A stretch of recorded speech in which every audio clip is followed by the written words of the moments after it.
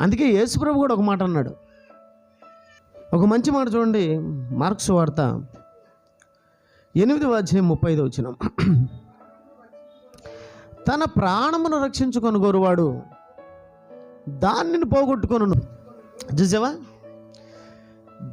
నువ్వు కానీ నీ కోసం పెట్టుకున్నావు అనుకో ప్రాణం, మన కోసం మన ప్రాణాలు పెట్టుకుంటే రేపు పోగొట్టుకుంటాం చనిపోయిన తర్వాత. నా కోసం పెట్టావనుకో, నా కోసం పెట్టేసావనుకో, దాన్ని నువ్వు దక్కించుకుంటావు. అందుకే అన్నిటిని వదిలేసి, వదిలేయడం అంటే నాయన్ని వదిలేమనే, అమ్మను వదిలేమనే, అక్కను వదిలేమనే, చెల్లెల్ని వదిలేమనే, కుటుంబాన్ని వదిలేమనే, అట్లా కాదు. మొదటి ప్రిఫరెన్స్ ఎవరికి ఇవ్వాలి? దేవుడు. ఎందుకు ఇవ్వాలి? మనం బాగుపడడానికి ఇవ్వాలి, మనం బాగుపడడానికి ఇవ్వాలి. బైబిల్ ద్వారా నేను బాగుపడ్డాను.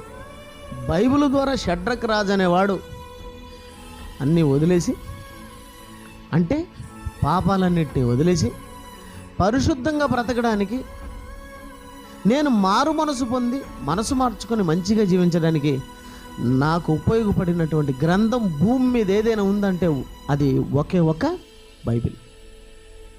అది ఒకే ఒక బైబిల్. అది ఒకే ఒక బైబిల్. దేవుని వాక్యమే నన్ను మార్చింది. మతం లెగ్గదు, కులం లెగ్గదు. మతం అనే మత్తులోంచి, కులం అనే కుళ్ళులోంచి నేను బయటకు వచ్చాను. కారణం బైబిల్.